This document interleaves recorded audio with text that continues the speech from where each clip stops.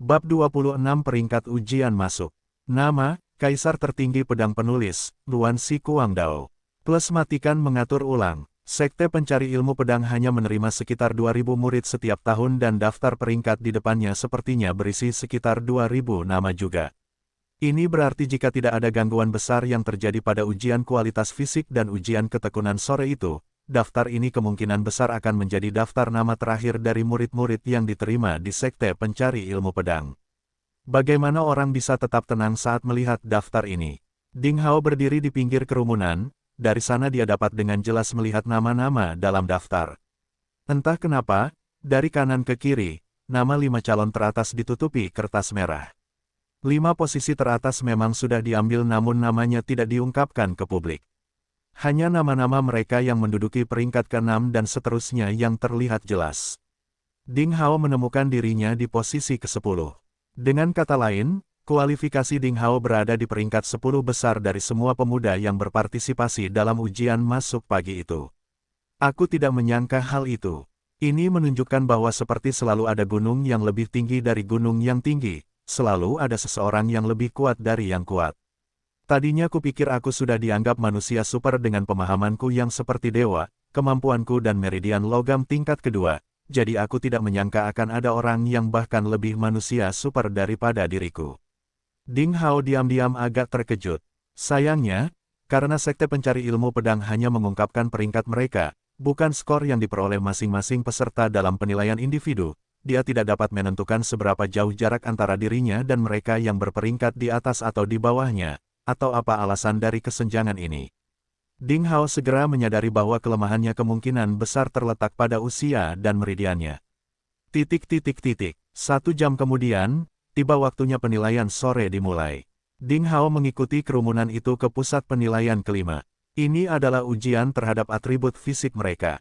Menurut legenda, banyak sekali orang di tanah tanpa batas ini yang merupakan keturunan makhluk surgawi kuno. Karena berjalannya waktu, tidak ada lagi cara untuk membuktikan teori ini.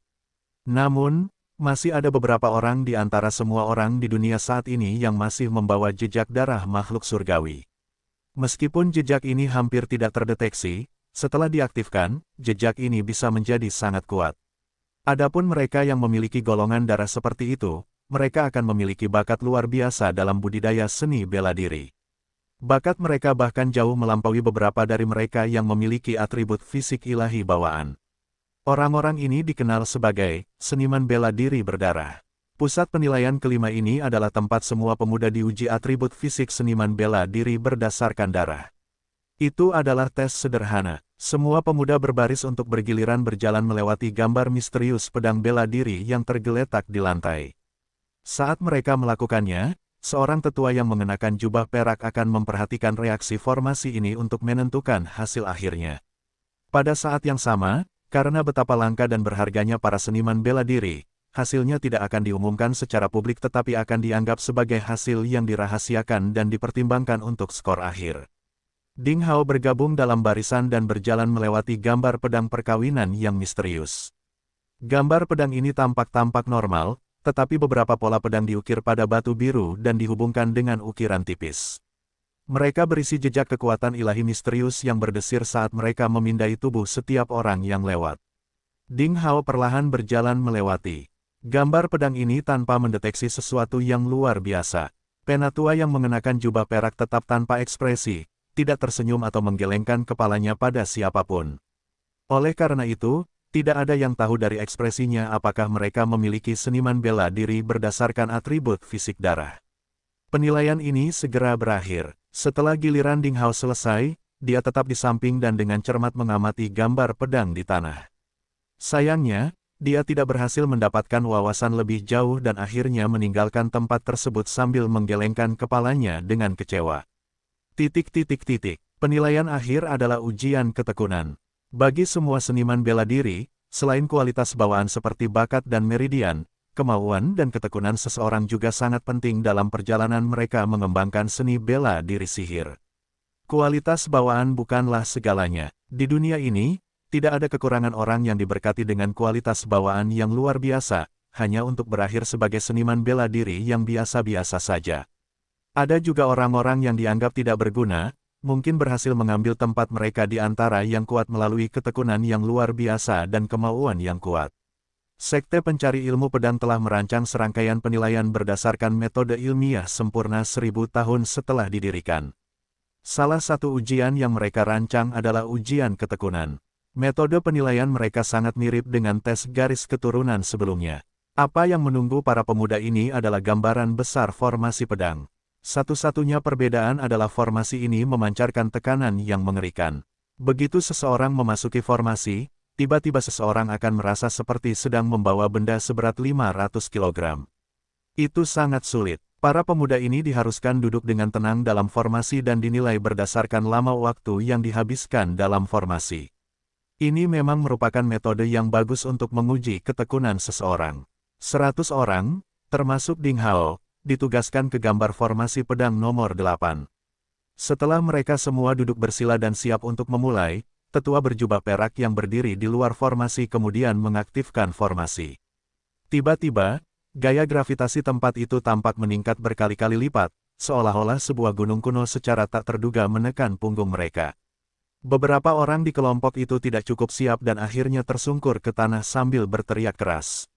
Dalam waktu kurang dari 3 atau 4 menit, ada orang yang menangis kesakitan dan mundur dari penilaian. Ada juga yang langsung pingsan dan harus digendong oleh murid generasi ketiga yang bersiaga di luar formasi. Segera, dari 100 orang yang memasuki formasi, hanya 60 orang aneh yang tersisa. Sebagian besar peserta memiliki alis yang rapat dan mata terpejam saat mereka melakukan yang terbaik untuk bertahan. Butir-butir keringat sebesar kacang mengalir di dahi, pipi, dan punggung mereka. Bahkan ada pula yang tidak sanggup menahan beban dan menggigit bibirnya hingga mengeluarkan darah. Jejak darah merah tua terlihat menetes dari sudut mulut mereka dan suara retakan tulang terdengar dari tubuh mereka. Tentu saja, ada orang yang sangat santai. Mereka memiliki dasar seni bela diri yang cukup kuat dan tubuh mereka bersinar dengan cahaya redup yang merupakan tanda bahwa mereka telah memahami Ki. Mereka kemudian dapat menggunakan Ki ini untuk menahan tekanan yang menumpuk di tubuh mereka, yang jauh lebih mudah daripada hanya mengandalkan tubuh fisik untuk melawan gaya gravitasi. Ding Hao adalah satu-satunya pengecualian. Setelah pertemuan ajaib di Gua Gunung, tubuhnya telah mengalami transformasi total. Kekuatan fisiknya sekarang sebanding dengan murid bela diri dengan satu lubang. Tulangnya kokoh dan memiliki kekuatan 1000 kg, yang membuatnya berdiri tegak di atas yang lain. Karena ini bukan apa-apa baginya, ekspresinya menjadi santai dan dia bahkan sempat mengamati dengan cermat ekspresi orang-orang di sekitarnya. Bukankah pria itu dikenal sebagai Zhang Fan? Ada juga tuan muda kota Xiang, Li Chanyang. Ding Hao tiba-tiba menyadari bahwa di sisi kanan atasnya duduk seorang pemuda berkulit gelap yang otot-ototnya berdesir di dada telanjangnya. Ini adalah pemuda yang dia temui di ujian properti, pemuda yang bertekad memiliki kualitas buruk dan pemburu tingkat bumi tingkat 2, Zhang Fan. Mungkin karena dia sering berburu, kekuatan fisik Zhang Fan lebih kuat dari kebanyakan orang. Di bawah sinar matahari, otot-ototnya berkilau gelap, seperti pisau atau kapak, penuh kekuatan dan tenaga. Hal ini memungkinkan dia untuk tampil lebih baik daripada kebanyakan orang dalam formasi ini meskipun tubuhnya dilapisi lapisan tetesan keringat, namun dia tidak terlihat kesakitan. Di sebelah Zhang Fan adalah tuan muda cantik dari kota Xiang, Li Chanyang. Ia duduk bersila dengan mata terpejam, ekspresinya tenang dan rileks, gambaran seseorang yang tenang. Waktu berlalu, jumlah orang di sekitarnya terus berkurang. 4 jam kemudian, hanya 10 pemuda yang tersisa dalam formasi pedang nomor 8, termasuk Ding Hao, Zhang Fan, dan Li Chanyang.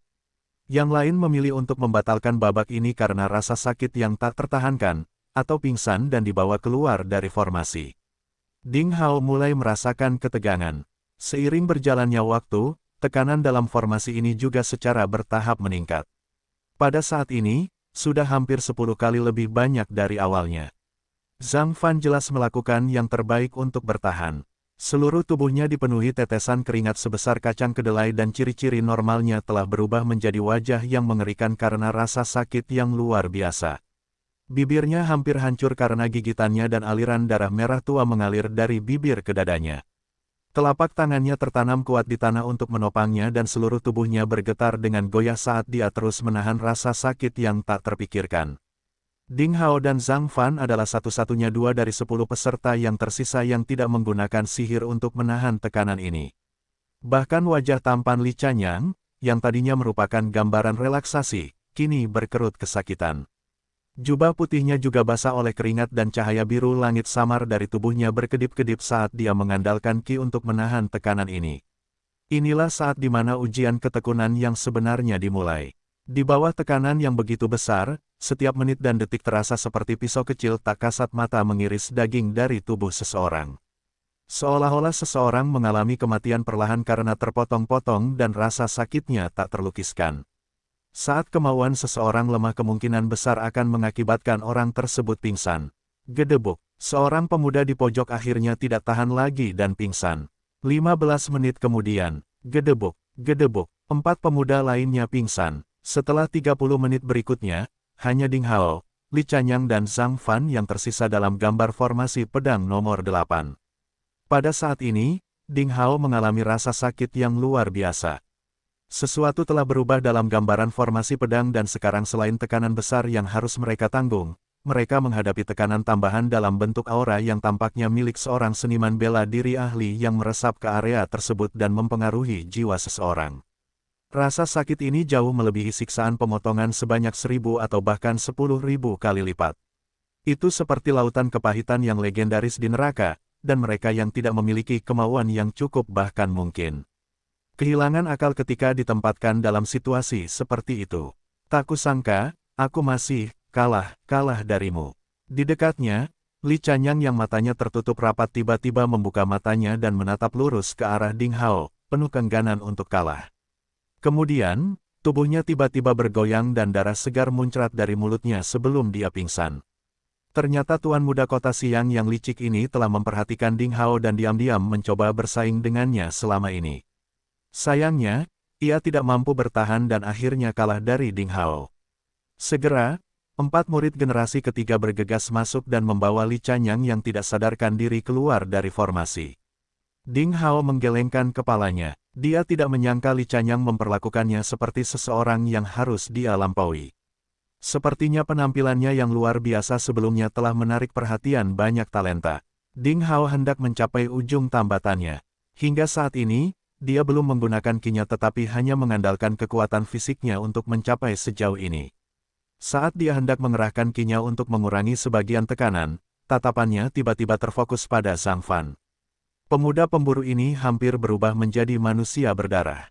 Keringatnya telah digantikan oleh tetesan darah yang mengucur dari setiap pori-pori tubuhnya. Itu berkumpul membentuk sungai berdarah yang menyebar seperti pasta ke seluruh tubuhnya. Jika bukan karena tubuhnya masih sedikit gemetar, dadanya naik turun karena sesak napas, dan matanya masih berkedip-kedip, orang akan berasumsi bahwa dia sudah pingsan. Tekadnya sekuat baja. Ding Hao bisa mengerti mengapa Zhang Fan bertahan begitu keras kepala. Lagi pula, dia sudah berusia 14 tahun dan memiliki nilai rata-rata pada tes properti sebelumnya. Ini berarti peluangnya untuk memasuki sekte pencari ilmu pedang sangat kecil, jadi dia harus mengerahkan seluruh kemampuannya selama penilaian akhir ini dengan mengandalkan kekuatan manusia murni bahkan untuk memenangkan 1 perak harapan. Ding Hao juga bisa melihat para pemburu yang menemani Zhang Fan memantau situasi dengan cemas di luar gambar formasi pedang. Mata mereka dipenuhi harapan. Memang benar, bagi para pemburu biasa ini, ketekunan Zhang Fan mungkin menandakan harapan terbaik mereka. Ding Hao menundukkan kepalanya dan berpikir sejenak. Kemudian dia berhenti berusaha menahan tekanan dan perlahan bangkit untuk meninggalkan gambar formasi pedang. Sesuai dengan tradisi sekte pencari ilmu pedang, peserta terakhir yang tersisa di setiap gambar formasi pedang akan menerima poin bonus. Ding Hao bisa saja melanjutkan, tetapi dia telah tersentuh oleh pemuda biasa ini. Ding Hao tiba-tiba merasa bahwa dia harus membiarkan pemuda yang berjuang ini menerima poin bonus.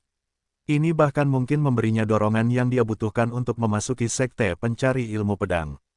Terima kasih. Saat Ding Hao berjalan melewati Zhang Fan, sosok berlumuran darah itu mengeluarkan kata-kata ini dari bibirnya yang telah hancur. Ding Hao memberinya senyuman kecil. Semua yang terbaik. Kemudian, dia keluar dari gambar formasi pedang.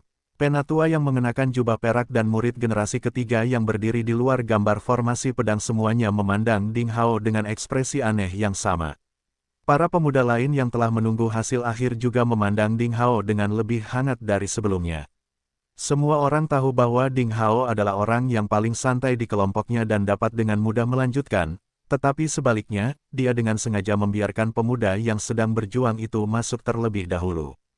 Tuan muda, terima kasih, terima kasih. Beberapa pemburu mendekati Ding Hao dan mengungkapkan rasa terima kasih mereka. Di antara mereka ada seorang pria paruh baya berusia sekitar 40 tahun yang mungkin adalah ayah Zhang Fan. Tubuhnya seperti menara besi, kulitnya gelap dan penuh bekas luka. Saat dia berbicara, dia berlutut di depan Ding Hao sebagai tanda terima kasih. Ding Hao dengan cepat mengangkatnya. Ujian masuk akhirnya selesai dengan 6 jam tersisa sebelum malam tiba. Hampir 10.000 pemuda telah berpartisipasi dalam ujian masuk hari itu, tetapi kurang dari 1.000 pemuda yang memiliki peluang untuk memasuki Sekte Pencari Ilmu Pedang, yang merupakan cerminan betapa melelahkan dan kejamnya seluruh proses yang dilalui. Mereka yang tersingkir diizinkan untuk bermalam di Sekte Pencari Ilmu Pedang, tetapi mereka harus pergi keesokan paginya. Adapun bagi mereka yang saat ini masih memiliki kesempatan untuk memasuki Sekte Pencari Ilmu Pedang, sekte tersebut memberikan keramahan mereka dan mereka diantar ke penginapan tamu. Ujian masuk dilanjutkan pada hari kedua. Seperti biasa, banyak pemuda-pemuda traveling yang datang dari jauh untuk mengikuti ujian masuk. Perasaan bahagia dan putus asa yang sama terlihat di wajah mereka pada hari kedua. Daftar peringkat terus diperbarui di papan pengumuman Sekte Pencari Ilmu Pedang.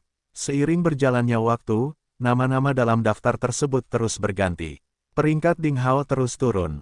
Dari posisi awal ke-10, ia menduduki peringkat ke-35 di antara 1.100 peserta setelah ujian masuk hari kedua berakhir. Nama-nama 10 besar dalam daftar tetap ditutupi kertas merah. Tidak ada yang tahu siapa mereka. Pada hari kedua, Ding Hao menghabiskan cukup banyak waktu untuk mencari saudara remaja misterius tersebut. Sayangnya, dia belum pernah melihat Xie Jiyu dan Ding Ding, dan karena itu dia tidak tahu tentang nasib gadis remaja yang sangat menderita. Dia menduga kemungkinan besar nasib mereka akan menjadi lebih buruk, akan sangat sulit bagi Xie Jiyu untuk lulus ujian masuk Sekte Pencari Ilmu Pedang, apalagi dengan kondisi fisiknya yang lemah. Tes dilanjutkan pada hari ketiga. Seluruh proses pendaftaran Sekte Pencari Ilmu Pedang berlangsung selama 6 hari. Pada hari pertama, sebagian besar penonton berupaya untuk datang lebih awal, namun pada hari kedua, jumlah penonton mulai berkurang. Diperkirakan lebih dari 40.000 remaja dari radius 500 mil telah hadir selama 6 hari terakhir untuk mengikuti tes masuk. Akhirnya, hanya 2020 remaja yang secara resmi lulus ujian dan menjadi murid dalam daftar tunggu Sekte Pencari Ilmu Pedang. Pada malam hari ke-6, sebuah daftar yang menunjukkan nama seluruh peserta tes, beserta peringkatnya, dipublikasikan di area pengumuman. Peringkat Ding Hao terungkap akhirnya turun ke posisi 100 pada daftar nominal. Li Yiruo menduduki peringkat ke-430. Xiao Chengxuan menduduki peringkat ke-563. Li Chanyang menduduki peringkat 199. Cao Yan menduduki peringkat 1213. Bahkan Zhao Xingcheng, yang telah dipukuli habis-habisan oleh Ding Hao, juga berhasil melewati ujian masuk, dia menduduki peringkat ke-2017. Ding Hao merasa terhibur dengan kenyataan bahwa Zhang Fan, remaja yang berasal dari keluarga pemburu dan sedang berjuang melawan nasibnya, entah bagaimana berhasil mendapatkan posisi untuk dirinya sendiri sebagai murid dalam daftar tunggu Sekte Pencari Ilmu Pedang dengan mendapatkan penghargaan, hasil posisi 2020. Sesuai dugaannya, Ding Hao tidak menemukan nama Xie Jiyu di antara daftar peserta tahun 2020 yang masuk daftar tunggu. Sepertinya gadis remaja yang keras kepala dan sangat cantik itu memang gagal terpilih. Kemana mereka pergi sekarang? Aku yakin dia pasti sangat sedih dan kecewa sekarang. Perasaan sedih dan kecewa muncul di hati Ding Hao tanpa peringatan sama sekali. Sama seperti sebelumnya, 20 nama pertama pada gulungan nominal seluruhnya dilapisi kertas merah. Nama-nama kandidat ini disembunyikan, dan tidak ada yang tahu siapa mereka, semuanya tampak sangat misterius. Ini adalah metode yang digunakan oleh Sekte Pencari Ilmu Pedang untuk melindungi murid-muridnya yang berbakat. Tidak diragukan lagi, 20 kandidat pertama adalah para jenius luar biasa yang diperoleh sekte tersebut dari kontes pendaftaran. Kebanyakan dari mereka mungkin adalah seniman bela diri dengan garis keturunan yang kuat, kandidat tersebut memiliki sisa-sisa garis keturunan mistik yang memiliki kekuatan besar. Sekte pencari ilmu pedang sekarang menggunakan metode kerahasiaan untuk mencegah 20 orang jenius ini diburu atau dibunuh oleh sekte saingannya. Merupakan proses yang sangat menuntut dan kejam untuk memilih 2020 kandidat dari 60.000 kandidat. Dari kelihatannya, fakta bahwa Ding Hao akhirnya berhasil menduduki peringkat ke-100 dengan meridian kelas 2 sudah sangat luar biasa. Ding Hao sangat puas dengan hasil ini. Namun, samar-samar dia bisa merasakan bahwa ujian sekte pencari ilmu pedang sepertinya mengabaikan sesuatu. Setelah melewati provinsi petualangan di dalam gua, yang menyebabkan perubahan aneh terjadi di dalam tubuhnya, serta rahasia besar yang tercakup dalam gambar virtual pedang dan pedang, Ding Hao sekarang memiliki kepercayaan diri bahwa dia sendiri adalah dirinya sendiri, terkejut dengan. Dia tahu bahwa saat semua potensi yang tersembunyi di dalam dirinya dilepaskan, dia pasti tidak akan kalah dari talenta luar biasa yang berada di peringkat 20 posisi pertama. Dengan diumumkannya hasil akhir, pintu masuk pegunungan ke sekte pencari ilmu pedang, yang dulunya dipenuhi dengan keributan, kembali ke keadaan damai. Selain murid-murid yang berada di peringkat 20 posisi pertama, yang diberi perlakuan khusus, masing-masing dari 2.000 remaja yang tersisa menerima pakaian, tanda pinggang, dan pedang panjang seorang murid dalam daftar tunggu dari Departemen Logistik Sekte Pencari Ilmu Pedang. Mereka kemudian untuk sementara ditugaskan ke kamar tamu untuk bermalam. Setiap remaja menerima sebuah buku kecil yang mirip dengan buku panduan, setiap peristiwa yang akan mereka alami selama beberapa hari ke depan dijelaskan secara detail di dalamnya. Ding Hao kembali ke daerah kumuh di gunung belakang. Dia dengan santai mengemasi barang-barangnya sebelum kembali ke kamar tamunya. Untuk saat ini, dia tidak perlu kembali ke rumah jerami. Pada hari ke-7, Sekte Pencari Ilmu Pedang sangat efisien dalam menangani masalah. Pengaturan dan tugas yang konkret telah diberitahukan kepada 2.000 murid pagi itu juga. Para remaja dibagi menjadi tim yang masing-masing beranggotakan 400 orang dan dibagi menjadi 5 rumah, timur, barat, selatan, utara, dan tengah. Selanjutnya, mereka diatur untuk tinggal di area perkemahan pegunungan yang sesuai. Mereka dipimpin oleh berbagai instruktur, master, dan kakak laki-laki, yang mewariskan kungfu dan jenis pengetahuan dasar lainnya kepada mereka. Tidak ada yang tahu kriteria penilaian seperti apa yang digunakan untuk mengelompokkan mereka. Penataan ini juga dimaksudkan untuk memicu daya saing remaja. Ini karena peraturannya dinyatakan dengan sangat jelas dalam buku kecil bahwa akan ada kompetisi kungfu besar yang diadakan setiap 2 minggu antara 5 rumah, timur, barat, selatan, utara, dan tengah. Tujuannya adalah untuk menentukan jumlah jamu berkualitas, obat-obatan dan berbagai sumber daya yang akan diterima setiap rumah untuk bulan berikutnya. Ding Hao ditugaskan di gedung timur Kaos Hijau. Malam itu, dia mendapatkan akomodasi pertamanya di gunung di depan, kamar pertama di halaman ke-8 rumah Kaos Hijau Timur. Lingkungan sekitarnya seindah alam dewa. Ini ruangan pertama di halaman ke-8, angka yang cukup menguntungkan. Haha, bagus sekali, dia pikir. Ding Hao membawa barang-barangnya sendiri di punggungnya dan memegang kuncinya.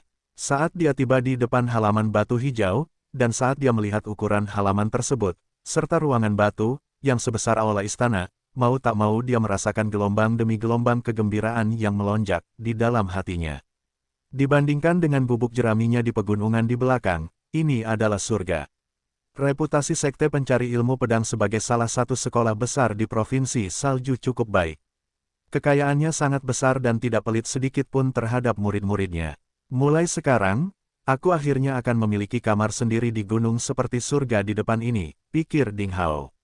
Dia mendorong pintu kayu yang berat itu dan melangkah ke halaman. Ada 3 ruangan batu yang terletak masing-masing di kiri, kanan dan tengahnya.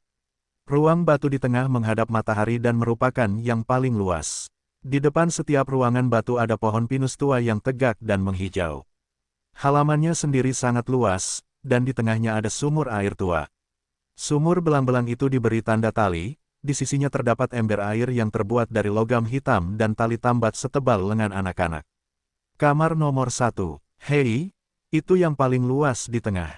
Keberuntunganku lumayan, haha. Ding Hao berjalan cepat ke depan ruangan batu dan memasukkan kuncinya ke dalam lubang kunci dari kunci tembaga besar. Dia membuka kunci dan mendorong pintu batu ruangan itu, namun, yang mengejutkannya, pintu itu tidak bergeming. Mungkinkah ada mekanisme tersembunyi di pintu ini juga? Baru setelah diperiksa lebih dekat, Ding Hao menyadari bahwa garis tipis seperti rambut telah terukir di pintu batu hijau. Ukirannya menyebar dan menutupi seluruh dinding seluruh ruangan batu. Dia tidak dapat membedakan apakah itu buatan manusia atau alami, dan karena terlalu halus, jika seseorang tidak memeriksa dinding dan pintu dengan cermat, dia tidak akan menyadarinya sama sekali. Ding Hao menyentuh ukiran itu dengan lembut dengan telapak tangannya, sebelum tiba-tiba mengirimkan kekuatan besar ke dinding. Ruangan batu itu masih tetap diam. Kekuatan yang ditransmisikan oleh telapak tangan Ding Hao kira-kira seberat 1 ton. Retakan akan muncul pada bongkahan batu biasa, tetapi tidak ada kerusakan yang terlihat pada dinding ruangan batu tersebut. Ukiran ini memang dibuat setelah ruangan itu dibangun. Saya yakin ukiran tersebut memiliki tujuan yang sama dengan peta formasi pedang itu, untuk melindungi dan memelihara ruangan batu tersebut, pikirnya. Saat dia hendak mendorong pintu batu itu hingga terbuka dengan paksa, sebuah suara terkejut datang dari belakangnya. Kamu juga di halaman ke-8. Ding Hao menoleh untuk melihat sosok tak terduga Zhang Fan, remaja yang berasal dari keluarga pemburu. Dia membawa banyak barang dengan berbagai ukuran di tangannya dan menatap Zhang Fan dengan terkejut. Bersama ayahnya dan sesama penduduk desa, ada juga ekspresi terima kasih di matanya. Kamu juga ditugaskan di Akademi Kaos Hijau Timur. Halaman ke-8. Haha, ini bagus sekali. Bukankah ini berarti kita teman sekamar sekarang?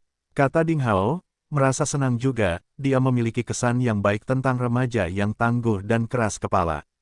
Saya masih belum memiliki kesempatan untuk mengucapkan terima kasih karena telah menyerah kepada saya saat itu. Jika bukan karena 10 poin bonus yang saya peroleh selama tes kemauan, saya tidak akan bisa diterima di Sekte Pencari Ilmu Pedang. Begitu saya menjadi terlalu tua, tidak akan ada lagi harapan bagi saya untuk menjadi seniman bela diri lagi, kata Zhang Fan. Dia benar-benar sangat tersentuh. Remaja berpenampilan lembut yang berdiri di hadapannya dan tersenyum tipis adalah seseorang yang telah mengubah takdirnya. Itu adalah buah dari kegigihanmu sendiri.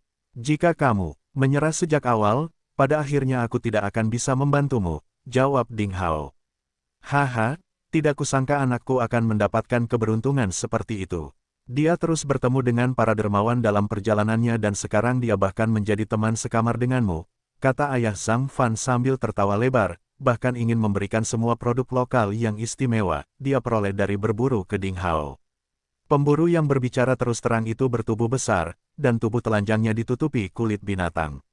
Tubuhnya, yang sepertinya terbuat dari besi cair, penuh dengan bekas luka, jelas perbuatan binatang buas.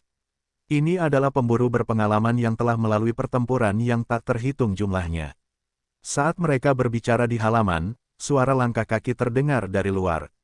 Seorang remaja mengenakan jubah panjang ungu dengan sepotong batu giok putih indah yang disematkan pada ikat pinggang ungu yang diikatkan di kepalanya masuk, 8 pengawal kekar yang mengenakan baju besi kulit mengikuti dari belakang. Kulit pemuda ungu itu putih, dan dia terus menyipitkan matanya yang panjang dan sipit. Dia memiliki hidung seperti paruh elang dengan bibir tipis dan dia ramping dan tinggi. Ada arogansi dan keangkuhan yang tidak bisa disembunyikan dalam penampilannya. Ada total 3 kamar batu di halaman ke-8, dan 3 murid dalam daftar tunggu sekte dapat ditugaskan untuk tinggal di dalamnya. Remaja berhidung bengkok berbaju ungu kemungkinan besar adalah teman sekamar Ding Hao lainnya. Sungguh sial. Mengapa ada begitu banyak pemburu rendahan di sini? Apakah itu berarti saya, yang mulia, harus tinggal bersama orang-orang kelas bawah ini? Pemuda berbaju ungu mengerutkan kening saat melihat begitu banyak orang di halaman. Dia bergumam dengan suara yang tidak terlalu keras atau terlalu lembut, itu adalah volume yang tepat untuk didengar semua orang yang hadir. Ekspresi Zhang Fan berubah seketika dan dia ingin segera maju. Tidak apa-apa, nak, tidak apa-apa. Jangan terburu-buru, kata pemburu tua itu sambil meraih Zhang Fan. Dia tahu bahwa sejak kecil, hal yang paling tidak dapat ditanggung putranya adalah mendengar orang lain menghina ayahnya yang tidak berguna. Dia khawatir jika Zhang Fan menyebabkan masalah karena kebodohan sesaat, dia akan diusir oleh Sekte Pencari Ilmu Pedang, dan itu akan menghapus semua kerja kerasnya. Zhang Fan ditahan secara paksa oleh ayahnya dan akhirnya menundukkan kepalanya. Namun, Ding Hao memperhatikan bahwa pemburu remaja itu masih mengepalkan kedua tangannya erat-erat, dan karena dia menggunakan terlalu banyak tenaga, sendi buku jarinya menonjol keluar. Jelas sekali, dia berusaha sangat keras untuk mengendalikan amarah di dalam dirinya. Kamar kedua ternyata adalah paviliun. Apakah ada kesalahan di suatu tempat? Bagaimana mereka bisa menetapkan paviliun yang dimaksudkan untuk pelayan rendahan itu kepadaku, Tuan Muda? Remaja berhidung bengkok yang mengenakan pakaian ungu sangat tidak senang setelah datang ke kamar kedua dan melihatnya. Dia segera berbalik ke arah Ding Hao, yang berdiri di pintu masuk ruangan pertama, dan sedikit kegembiraan muncul di matanya yang panjang dan sipit. "Hei nak, kemarilah. Ayo ganti kamar." Nada suaranya sangat arogan dan tidak memberi ruang untuk negosiasi. Dia tidak berharap Ding Hao menjadi lebih sombong. Ding Hao menoleh ke Zhang Hao dan yang lainnya sebelum tertawa. "Aku dikenal sebagai Ding Hao. Mulai sekarang, kita akan menjadi sesama murid dan teman sekamar. Mari kita saling menjaga," jawabnya sebelum segera berbalik dan berjalan menuju kamarnya. Dia bahkan tidak repot-repot melirik pemuda berbaju ungu selama ini. "Sialan, Tuan Muda, kami belum selesai berbicara denganmu, bocah nakal," seru salah satu penjaga berbaju kulit dengan marah. Dia melompat ke udara dan melayangkan pukulan ke punggung Ding Hao. "Hati-hati!" teriak Zhang Fan kaget. Tanpa diduga, Ding Hao bahkan tidak repot-repot menoleh, seolah-olah dia telah menumbuhkan sepasang mata di punggungnya. Dia melakukan serangan balik dengan pukulannya sendiri, dan pukulan itu berhadapan langsung dengan penjaga yang mengenakan armor kulit. Retakan, suara patah tulang terdengar. "Ah!" teriak penjaga berbaju kulit. Seolah-olah lengannya terkena palu, seluruh lengan kanannya telah dipelintir ke sudut yang tidak wajar. Daging di sebagian kepalan tangan penjaga itu terbelah dan darah dari lukanya muncrat. Tubuhnya yang berbobot lebih dari 50 kg itu terbang mundur di udara seperti layang-layang yang talinya putus dan menabrak tembok halaman dengan keras hingga menimbulkan dentuman keras sebelum meluncur perlahan ke tanah.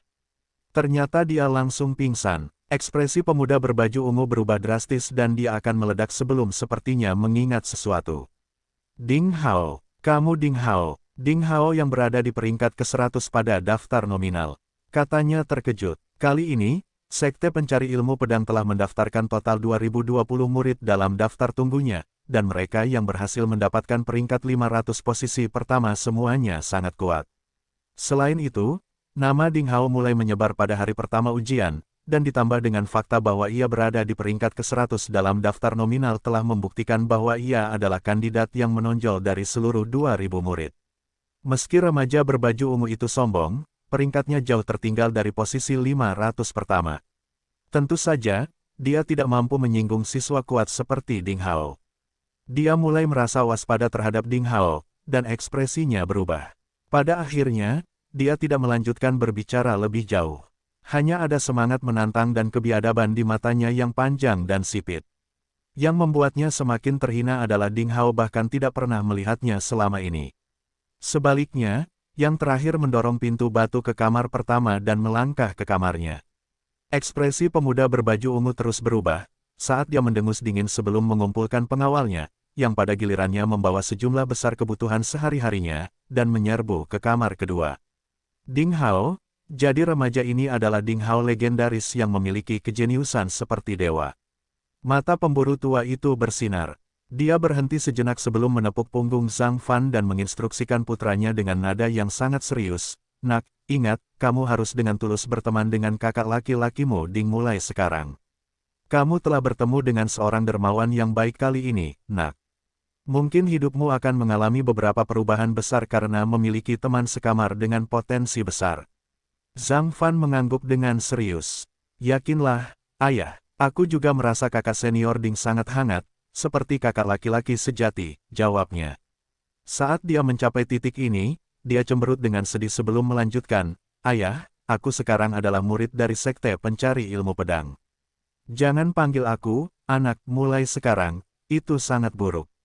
"Hahaha, bocah nakal." Sekelompok pemburu tertawa terbahak-bahak di sore yang cerah ini. Kenangan yang menyenangkan dan berharga terekam pada saat ini.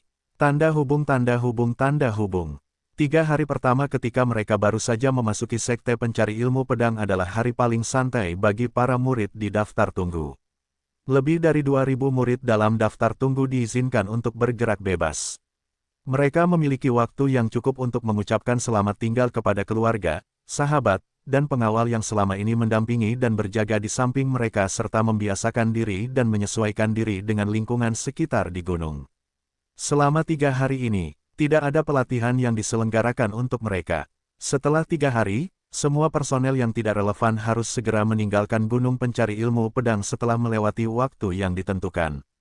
Karena itu, para remaja yang bersemangat mengucapkan selamat tinggal dengan enggan kepada orang-orang tertutup mereka dan tetap tertinggal di Sekte Pencari Ilmu Pedang sendirian. Mereka sekarang akan memulai perjalanan pelatihan yang sulit. Selama 3 hari ini, selain memperhatikan fungsi dasar tubuh atau makanan dan asupan cairan, Ding Hao tetap berada di kamarnya untuk berlatih ilmu pedang. Dia sudah tinggal di sini selama lebih dari 4 tahun, dan dia telah mencapai pemahaman yang sangat menyeluruh tentang segala sesuatu tentang Sekte Pencari Ilmu Pedang setelah menggabungkan ingatannya dengan masa lalu. Dia tidak perlu lagi membuang waktu untuk aspek ini.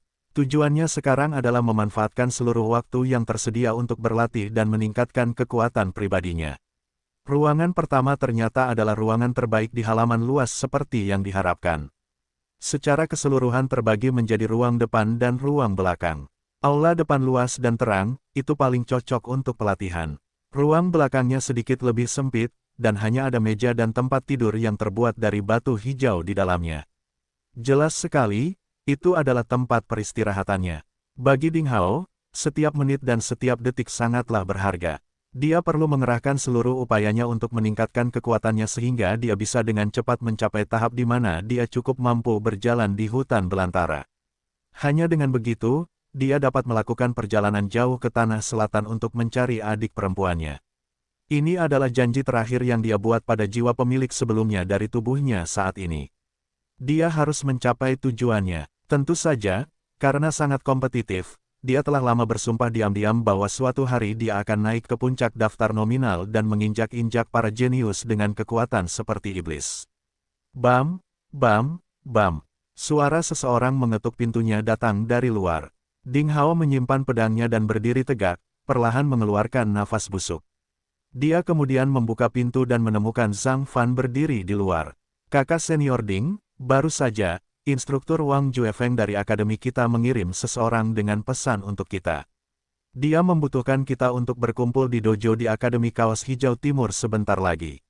Dia mengatakan sesuatu seperti persaingan besar antara para 5 akademi, Timur, Selatan, Barat, Utara, dan Tengah, akan diadakan setelah 2 hari, dan dia ingin memilih perwakilan kita terlebih dahulu. Saya datang untuk terus memberitahu Anda, kata pemburu remaja itu dengan tulus, senyum di wajahnya. Aku tidak mengganggu latihanmu, kan? Ding Hao tersenyum sambil menjawab, tidak, kamu tidak melakukannya. Kita akan menjadi sesama murid mulai sekarang, jadi kamu tidak perlu memanggilku dengan sopan. Kamu bisa memanggilku Ding Hao. Setelah dia selesai berbicara, dia masuk ke kamarnya untuk berganti ke jubah panjang berwarna hijau yang dikeluarkan oleh sekte tersebut dan mengamankan pedang berkarat di pinggangnya sebelum melangkah keluar lagi. Keduanya berbicara sambil berjalan keluar dari halaman ke-8. Mereka berjalan menyusuri jalan setapak yang terbuat dari lempengan batu hijau di dalam hutan. Sepanjang perjalanan, mereka bertemu dengan sejumlah murid Akademi Timur yang berpakaian serupa. Mereka semua memasang ekspresi gembira di wajah mereka saat mereka berkumpul berdua atau bertiga, berjalan menuju dojo jauh dari alun-alun parade. Ini adalah murid-murid Akademi Kaos Hijau Timur. Selain para jenius luar biasa misterius yang berada di peringkat 20 posisi pertama, yang secara langsung diantar ke dalam tempat suci sekte untuk pelatihan rahasia, 2.000 murid sekte pencari ilmu pedang lainnya dibagi menjadi 5 akademi besar, Akademi Kaos Hijau Timur, Akademi Selatan berkemeja ungu, Akademi Barat berkemeja merah, Akademi Utara berkemeja kuning, dan Akademi Pusat berkemeja putih. Tepatnya ada 400 murid di setiap akademi, dan mereka dibedakan satu sama lain berdasarkan warna jubah mereka. Tidak hanya murid-murid dari akademi yang berbeda tinggal di daerah yang berbeda, bahkan kemajuan mereka di bidang seni bela diri juga diurus oleh instruktur yang berbeda. Semuanya harus menjalani masa pelatihan rookie selama 1 tahun. Yang perlu disebutkan adalah bahwa 2.000 pemula hanya dapat dianggap sebagai murid dalam daftar tunggu. Artinya, jika salah satu dari mereka tersingkir dalam ujian 1 tahun yang lalu, dia akan kehilangan hak untuk tetap berada di Sekte Pencari Ilmu Pedang dan dikeluarkan dari sekte tersebut. Kenyataannya, ada ujian yang tak terhitung jumlahnya di Sekte Pencari Ilmu Pedang. Ada ujian kecil setiap bulan, ujian yang cukup penting setiap musim dan juga ujian besar setiap tahun. Ujian datang dalam berbagai jenis dan bentuk, dan memberikan tekanan yang mencekik kepada para murid. Sekte Pencari Ilmu Pedang adalah sekolah yang sangat mengutamakan persaingan. Proses pemilahan murid menjadi 5 akademi merupakan salah satu cara untuk menciptakan arena kompetisi. Setiap bulan, akan ada kompetisi besar di antara 5 akademi. Setiap akademi akan memilih 10 perwakilan terbaik untuk berkompetisi dalam seni bela diri. Memenangkan kontes keterampilan bela diri ini sangatlah penting. Pemeringkatan akhir akan menentukan murid-murid yang tergabung dalam akademi mana yang akan menerima pengobatan efektif, panduan seni mistik, dan berbagai manfaat lainnya dalam jumlah terbesar sebelum kompetisi berikutnya, yaitu sebelum bulan berikutnya. Para murid dari akademi yang mencapai peringkat tertinggi bahkan dapat menerima lebih banyak bimbingan dari para ahli sekte selama pelatihan harian mereka. Sumber daya dan keunggulan inilah yang membuat para pemula saling melirik. Tidak peduli di akademi mana remaja manapun berada, dia tidak ingin kalah karena awal yang buruk. Setelah 10 menit, Ding Hao dan Zhang Fan tiba di aula besar dojo di alun-alun Parade Akademi Timur. Sudah ada 2 hingga 300 orang di aula besar yang luas. Mereka semua mengenakan kemeja hijau prajurit dan duduk di kursi batu di 4 sudut ring di tengah aula. Mereka tak henti-hentinya saling berbisik-bisik membicarakan tes seleksi calon kompetisi mendatang. Semuanya tampak bersemangat dan bersemangat untuk mencoba kemampuannya. Wang Xiaoqi, remaja berpakaian ungu, yang tinggal bersama Ding Hao dan Zhang Fan di halaman ke-8, juga berada di antara kerumunan. Ia juga telah berganti pakaian menjadi kemeja hijau, dan mengobrol hangat dengan sekelompok remaja. Pemuda berhidung bengkok yang dikelilingi Wang Xiaoqi dan yang lainnya dikenal sebagai Zuo Yifeng. Dikatakan bahwa dia berada di peringkat ke-107, cukup dekat dengan murid tingkat teratas di Akademi Timur. Dia selalu menampilkan dirinya sebagai orang yang sangat sombong, dan selama beberapa hari ini, dia telah memenangkan banyak murid dari Akademi Timur. Dia bertekad untuk menjadi pemimpin Akademi Kaos Hijau Timur. Zhang Fan berbisik pelan kepada Ding Hao. Pemburu remaja itu tampaknya telah menangkap cukup banyak informasi. Keduanya dengan tergesa-gesa mencari kursi kosong untuk diduduki dan menunggu proses seleksi dimulai. Pada saat inilah Ding Hao memperhatikan ada seseorang yang berdiri dengan tenang di tengah cincin batu hijau yang terletak di tengah aula batu dojo. Itu adalah pria kekar, berotot dengan cambang, mengenakan jubah hijau panjang. Pria berotot itu memiliki aura yang membuat Ding Hao merasa bahwa dia sangat berbahaya seolah-olah dia adalah binatang buas yang diam-diam menunggu saat dia berdiri di atas ring.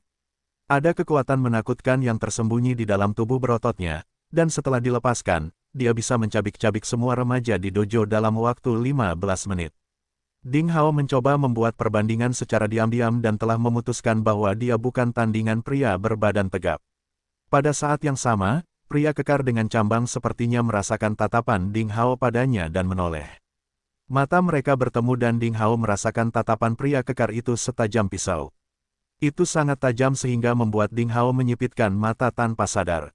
Pupil matanya sakit, dan diam-diam dia juga terkejut. Lekukan aneh muncul di bibir pria kekar itu saat dia menatap Ding Hao. Setelah beberapa detik, dia mengalihkan pandangannya dan berbalik untuk melihat seluruh aula besar.